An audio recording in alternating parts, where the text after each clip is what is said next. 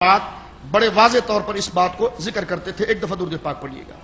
کسی شخص نے ان سے سوال کیا ہے کہ یا سید شیخ عبد القادر جیلانی کا وظیفہ کرنا کیسا ہے, اور یا سید شیخ عبد القادر جیلانی کا معنی یہ ہے کہ یا اللہ تو مدد فرما شیخ عبد القادر جیلانی کے مرتبے اور مقام کے وسیلے سے. ٹھیک ہے, تو یہ کرنا کیسا ہے؟ اس میں ندا بھی ہے, پکار بھی ہے یا. تو کہتے ہیں کہ یا سید شیخ عبد القادر جیلانی والا وظیفہ پڑھنا کیسا ہے؟ تو مولوی شبت گنگوئی صاحب کے لکھتے ہیں جو شیخ کو یعنی شیخ عبد القادر جیلانی غوث اعظم کو متصرف بالذات یعنی ذاتی طور پر چیزوں کو دینے والا, عطا کرنے والا اور ان میں تصرف کرنے والا, اور عالم غیب بالذات. دیکھیں قید انہوں نے بھی لگائی ہے. جب ہم بالذات کی قید لگائیں اور عطا کی بات کریں تو یہ پھنس جاتے ہیں, تو کہتے ہیں کہ انعام نہیں, یہ انہوں نے اپنی طرف سے لگایا. میں نے کہا آپ کے بزرگوں نے بھی لگائی ہے. اگر حقیقت اور مجاز کا فرق نہیں کریں گے تو پھر تو بات ہی آگے نہیں چل سکتی. یہاں پر خود واضح طور پر گنگوئی صاحب لکھتے ہیں کہ شیخ قدس سرہ کو متصرف بالذات اور عالم الغیب بالذات خود جان کر پڑھے گا یا شیخ عبد القادر جیلانی, وہ مشرک اور کافر ہو جائے گا. بالکل ٹھیک ہے, ہم بھی کہتے ہیں مشرک اور کافر ہو جائے گا. کوئی مسلمان کہتا نہیں ہے, لیکن یہ پتہ نہیں کہاں بیچ میں پخلاتے ہیں. لیکن میں پھر بھی کہہ دیتا ہوں بفرض محال اگر کوئی یا سید شیخ عبد القادر جیلانی کہتے وقت یہ کہے کہ غوث اعظم پیران پیر دستگیر بذات خود بالذات مدد کرتے ہیں اور بالذات عالم الغیب ہے, تو میں اہل سنت کے ادنا خادم اور طالب علم ہونے کی حیثیت سے اپنے اسلاف کی طرف سے بتا دیتا ہوں کہ وہ پکا کافر و مشرک ہے. لیکن آگے کا فیصلہ بھی تو مانے نا جو گنگوئی صاحب نے لکھا ہے. وہ لکھتے ہیں اور اس عقیدے سے پڑھنا, یہ تو شرک والا عقیدہ بتا دیا, لیکن کہتے ہیں اور اس عقیدے سے پڑھنا کہ شیخ کو اللہ تعالیٰ اطلاع کر دیتا ہے.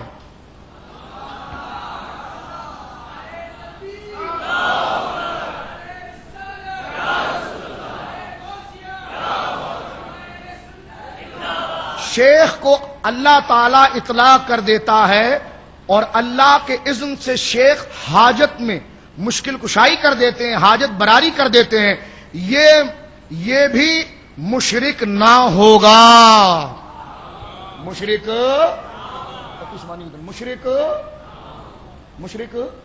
یہی بات بوادر النوادر کے اندر تھانوی صاحب نے بڑے واضح طور پر لکھی ہے. اپنی کتاب فتاوی امدادیہ کے اندر انہوں نے اس کو واضح طور پر لکھا ہے. اس وقت میرے پاس تقی عثمانی کا ترجمہ قرآن ہے. ٹھیک ہے, یہ آخری حوالہ سنیے تاکہ اس وقت کے ان کے یہ بڑے بزرگ ہیں. اس میں انہوں نے یا نعبد یا نستعین کا ترجمہ کیا کیا, اس کا خلاصہ کیا کیا, ذرا سماعت فرمائے. کہتے ہیں یہاں سے بندوں کو اللہ تعالیٰ سے دعا کرنے کا طریقہ سکھایا جا رہا ہے, اور اسی کے ساتھ یہ واضح کر دیا گیا کہ اللہ تعالیٰ کے سوا کسی قسم کی عبادت اللہ کے سوا کسی قسم کی عبادت کے لائق نہیں. نیز ہر کام میں حقیقی مددگار. حقیقی قید آئی نہیں آئی؟ بولو, جب حقیقی آئی تو مقابلے میں مجاز بھی تو آئے گا نا. اگر اللہ حقیقی مددگار ہے تو بتاؤ مجازی کون ہے پھر؟ اگر کوئی مجازی تھا ہی نہیں تو پھر حقیقی کی قید کیوں لگائی؟ سمجھ رہے؟ کہتے ہیں حقیقی مددگار اللہ تعالیٰ ہی سے مانگی جائے, کیونکہ صحیح معنی میں کارساز اس کے سوا کوئی نہیں. ہم بھی یہی کہتے ہیں. دنیا کے بہت سے کاموں میں بعض اوقات کسی انسان سے جو مدد مانگی جاتی ہے اسے کارساز سمجھ کر نہیں بلکہ ایک ظاہری سبب سمجھ کر مدد مانگی جاتی ہے. ظاہری سبب نہیں کہا, ساتھ میں مدد بھی لکھا. لکھتے ہیں کہ بلکہ ایک ظاہری سبب سمجھ کر اس سے مانگی جاتی ہے. اس سے تو اب یہ مسئلہ کوئی اختلافی تھا بولیے؟ نہیں تھا. تو پھر کیوں ان کے چیمپئنوں نے اور ان کے مرید و ناخلف نے جناب جو کہ یہ SMS چلایا کہ بھر دے جولی میری یا محمد. کیا بھر دے جولی میری یا محمد یہ باعتبار سبب کے نہیں تھا, باعتبار واسطے کے نہیں تھا, کیا وسیلے کے نہیں تھا؟ اس کو شرک قرار دے دیا گیا. تو ابھی تو میں نے وہ دلائل پڑھے ہیں جو آپ کے سامنے میں نے پیش کر دیا کہ یہ مسلم چیزیں ہیں. کیا ہے جی؟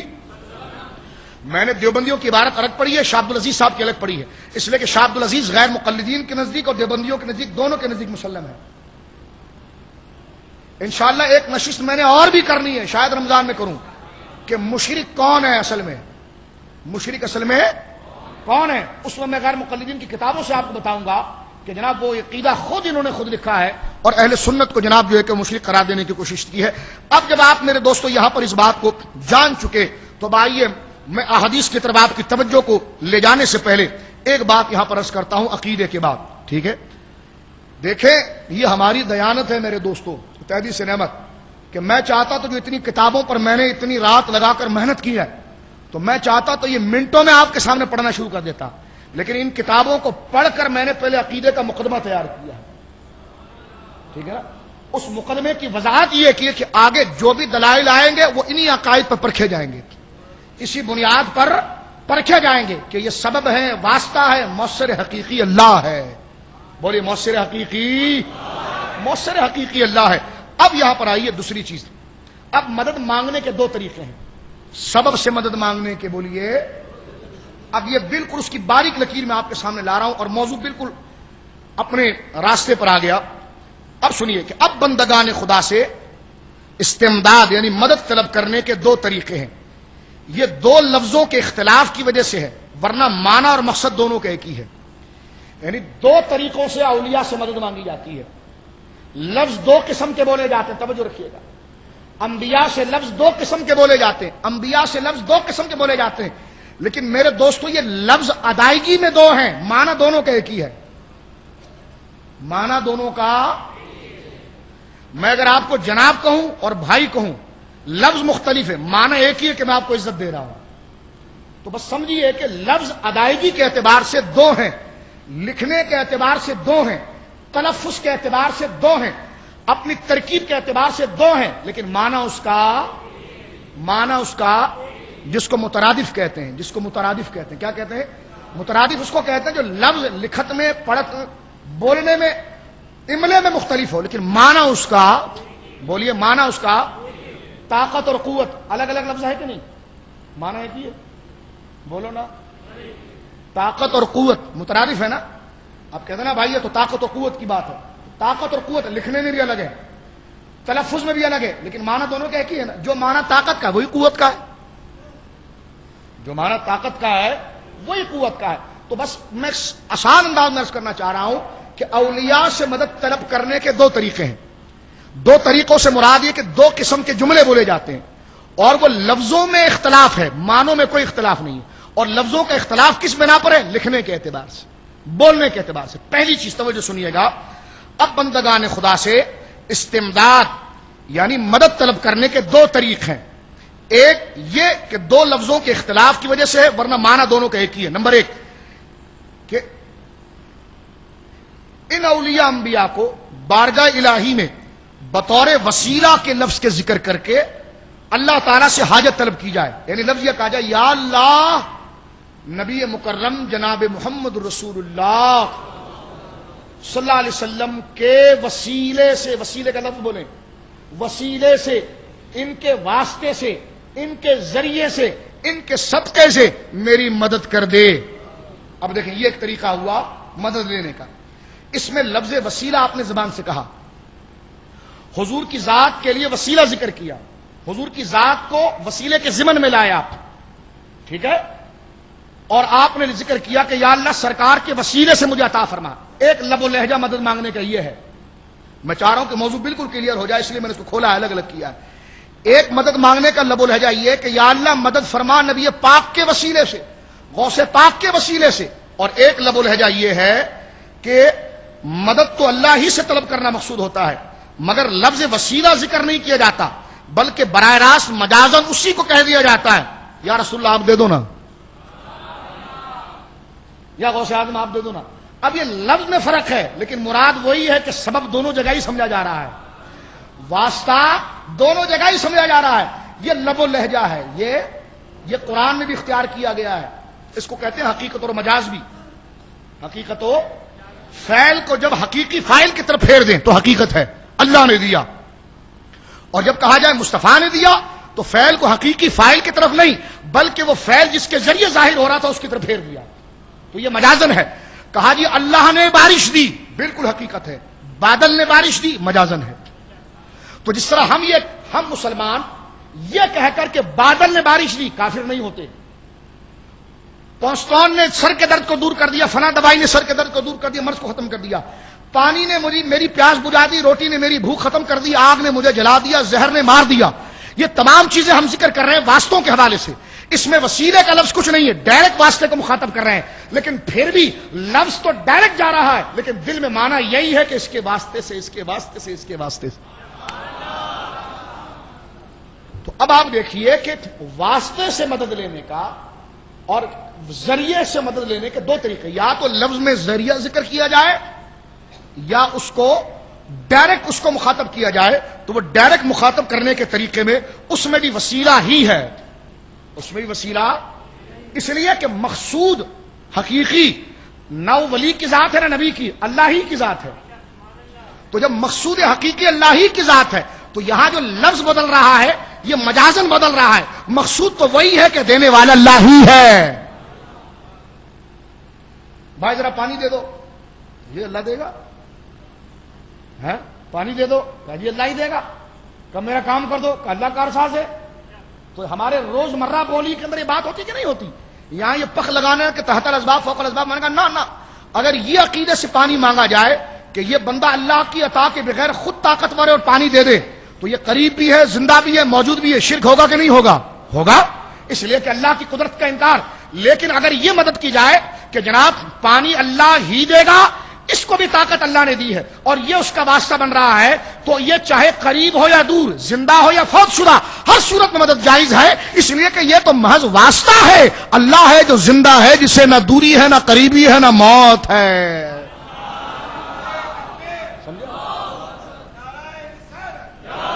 تو یہ الجھاؤ کی کوئی چیز نہیں ہے۔ اب آئیے سمجھ رہے میری بات، اگر میں چوری کرنا چاہتا تو یہ فرق نہیں کرتا آپ کے سامنے، میں وسیلے کے سارے دلائل لا کر پیش کر دیتا ہوں، لیکن آپ دیکھیے گا میں اس پر کوئی روایت ایسی نہیں پڑھوں گا جو توسل کے حوالے سے ہوگی، میں انشاءاللہ آپ کے سامنے وہی روایت پڑھوں گا جس میں براہ راست کلام ہوگا وہ بھی وسیلہ ہی، لیکن لفظ میں نہیں ہوگا، ذہن و دل میں ہوگا، ذہن و، کیونکہ ڈائریکٹ اضافت کو یہ شرک قرار دیتے ہیں، ڈائریکٹ اضافت کو۔ مثال کے طور پر دیکھیے، ایک طریقہ مدد مانگنے کا یہ ہے کہ ان کا نام لے کر بطور وسیلہ لفظ ذکر کر کے مدد مانگا جائے، ایک یہ ہے کہ براہ راست انہی سے مدد طلب کی جائے اور مراد و مقصود یہ ہو، مراد و مقصود ہو، تفسیر عزیز دینا، مراد و مقصود یہ ہو کہ یہ اللہ رب العالمین سے دلوا رہے ہیں۔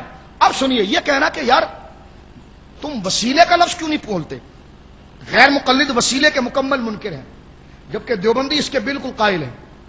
سرفراز گکھڑوی نے تسکین الصدور پوری اسی کے جواب میں لکھی ہے۔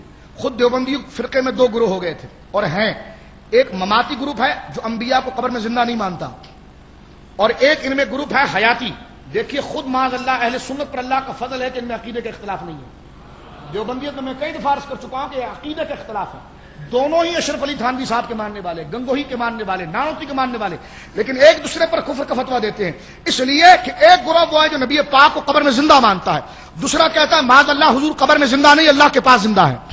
ان میں آپس میں مناظرے ہوتے ہیں جو نیٹ پر آپ سن سکتے ہیں، یوٹیوب پر سارے ڈلے ہوئے ہیں تو نبی کے حوالے سے یہ موجود ہے، خود ان کے آپس میں لڑائیاں ہیں۔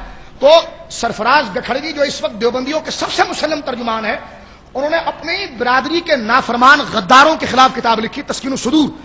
آج تک تو انہوں نے گلدستہ توحید کتاب لکھ کر یہ کہا تھا کہ نہ کوئی وسیلہ جائز ہے، نہ کوئی جائز ہے، نہ کوئی مدد جائز ہے، سب حرام ہے، سب حرام ہے، پورے وہ وہاں پر غیر مقلد اور نجدی بن گئے تھے۔ لیکن جب ان کے ہی گھر لوگوں نے شرک کا فتویٰ دیا اور انہوں نے کتاب دیکھی کہ تھانوی صاحب نے اس کے جواز کے فتوے دیے ہیں، تو فوراً انہوں نے کتاب لکھی تسکین الصدور۔ تسکین الصدور کے اندر انہوں نے وسیلے کو مانا اور صاف طور پر کہا ہم علماء دیوبند مدد کے قائل ہیں، لیکن براہ راست نہیں، وسیلے والی مدد۔ اور میں نے کہا پتر جو براہ راست ہوتی ہے وہ بھی وسیلے والی ہی ہوتی ہے، وہ بھی وسیلے والی ہوتی ہے۔ یہ خواہ مخواہ آپ کچھ اپنی بات بھی تو رکھنی نا، جو اتنی کتابیں پہلے لکھ دی تھی، اس سے توبہ کر لیتے، کہہ دیتے غلط بات ہو گئی ہے، لیکن اس پر صرف پردہ ڈالنے کے لیے، کیا کرنے کے لیے؟ گلدستہ توحید جیسی فرسودہ کتاب پر پردہ ڈالنے کے لیے، ہے پردہ ڈالنے کے لیے کہنے لگے نہیں ہم استعانت کے قائل ہیں، لیکن ہم بریلویوں کی طرح نہیں ہیں۔ اس نے پوچھا اگر آپ استعانت کے قائل ہیں تو بریلوی بھی قائل ہے، تو فرق کیا رہا تمہارے اور ان کے اندر؟ بولے نہیں وہ براہ راست مانتے ہیں، وسیلے کے ساتھ مانتے ہیں۔ کیا کہا؟ وہ براہ راست مانتے ہیں اور ہم وسیلے کے ساتھ مانتے ہیں۔ تو میں آپ کے سامنے ساری وضاحت کرتا ہوں۔ ہم سے یہ سوال کیا جاتا ہے کہ جب آپ وسیلے کا لفظ ذکر کر سکتے ہیں تو پھر اس بندے کو مخاطب کیوں کرتے ہیں؟ ہم نے کہا دیکھیں بندے کو مخاطب کریں نہ کریں، جب اس کو واسطہ بنانا ہے تو بس واسطہ بنانا ہے۔ اسی لیے شاہ عبد العزیز صاحب نے بھی لکھا تھا، غور سے ذرا سنیے گا، کہ غیر کو مظہر اون الہی سمجھے، ٹھیک ہے، اور اس غیر سے مدد طلب کرے. اللہ کا نام نہیں لیا، غیر کا نام لیا نا، غیر سے مدد طلب کرے. تو یہ غیر سے مدد طلب کرنے کا مطلب یہ ہے کہ وسیلے کا لفظ ہٹا کر ڈائریکٹ اس کو کہو دو. سمجھ رہے ہو؟ ڈائریکٹ اس سے کہے دو. محمود الحسن دیوبندی صاحب نے بھی یہی لفظ یہاں پر واضح طور پر لکھا ہے، تفسیر عثمانی میں بھی ہے اور حاشیہ ایاک نعبد و ایاک نستعین پر بھی ہے. انہوں نے واضح طور پر لکھا کہ اگر مقبول بندے کو محض واسطہ رحمت الہی اور غیر مستقل سمجھ کر استعانت ظاہری اس سے کرے، اردو تو آتی ہے نا آپ کو، اس سے کرے، اللہ سے نہیں کہا، اس سے کرے، تو یہ اس سے کرے کا تعلق ڈائریکٹ ہوا کہ نہیں ہوا؟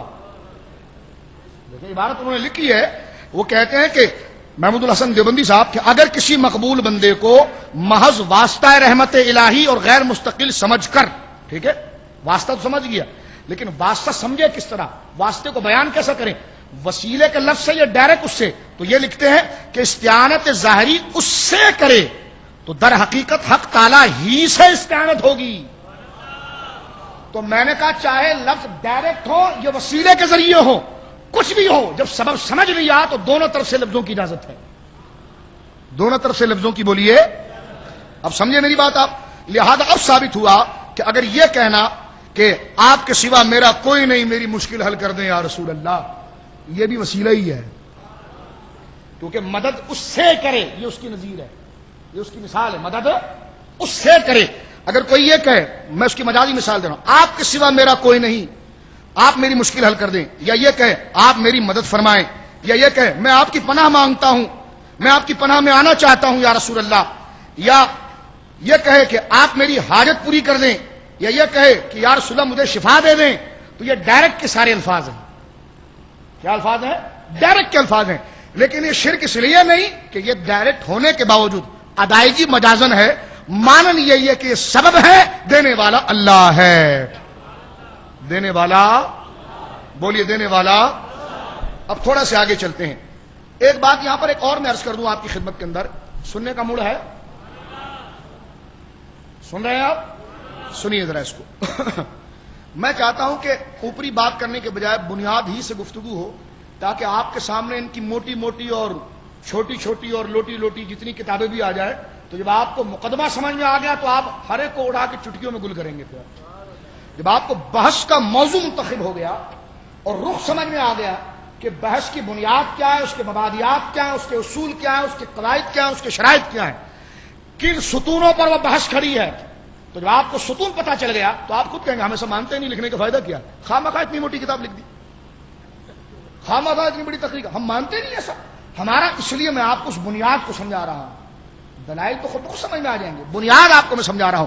اسی طرح ایک اور بات یہاں پر کی جاتی ہے میرے دوستو، وہ اس اعتبار سے گویا کہ کی جاتی ہے اور بات واضح کیا جاتا ہے، اس میں ایک معنی درود پاک پڑھیے گا.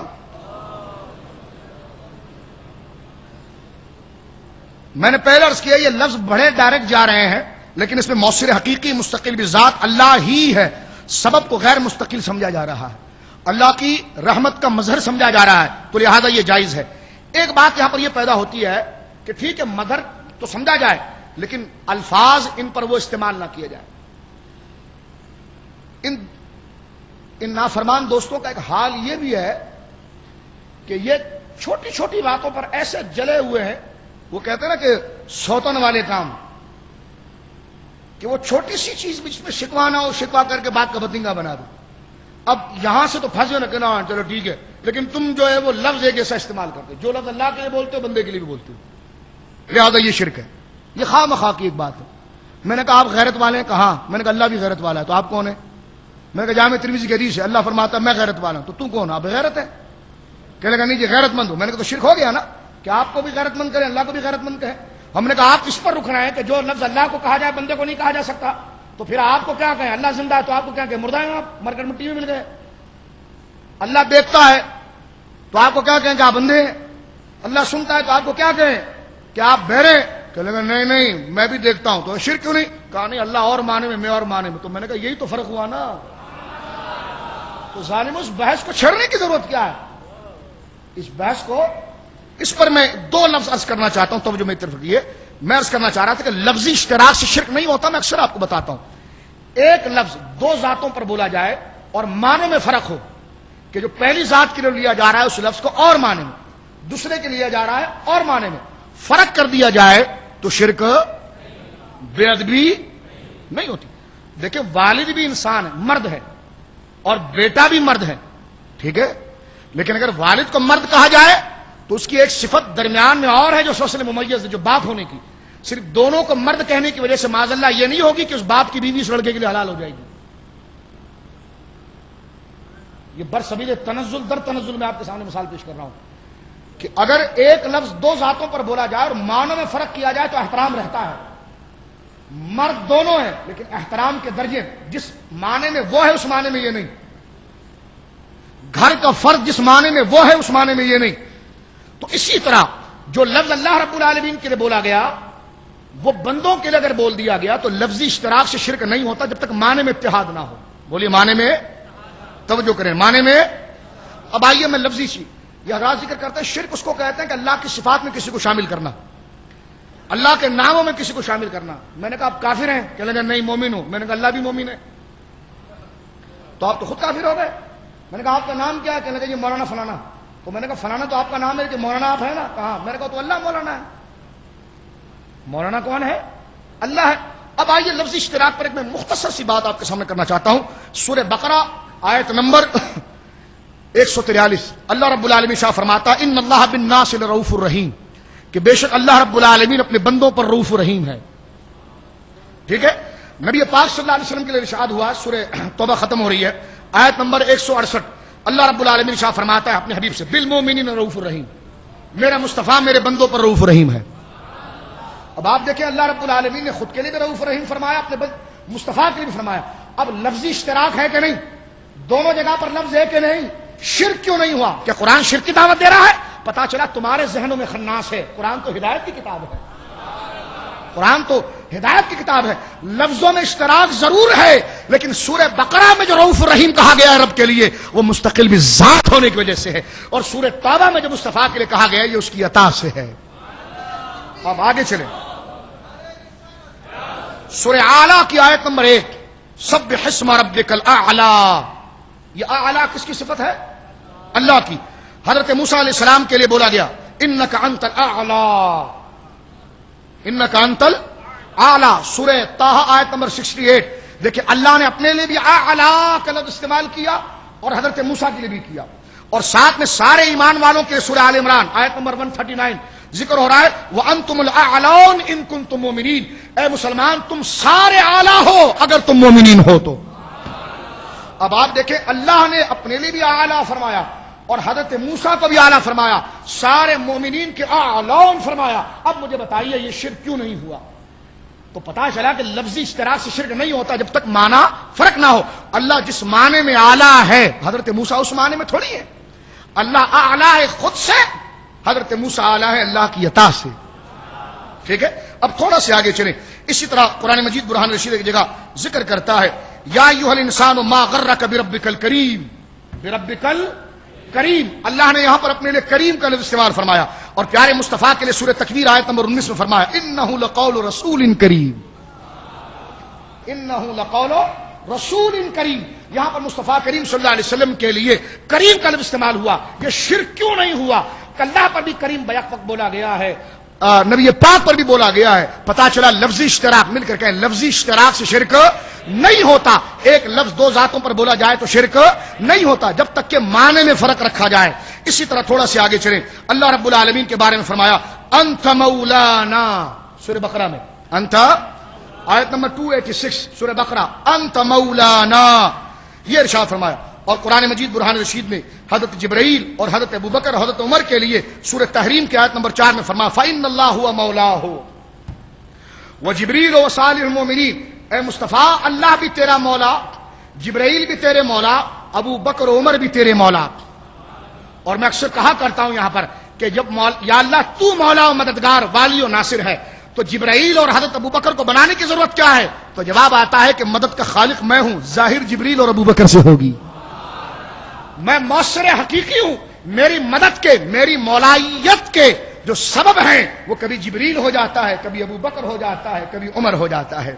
اب آپ یہاں پر دیکھیں ایک اور بات یہاں پر میں عرض کروں. اللہ رب العالمین ارشاد فرماتا ہے کہ یہدی من یشاء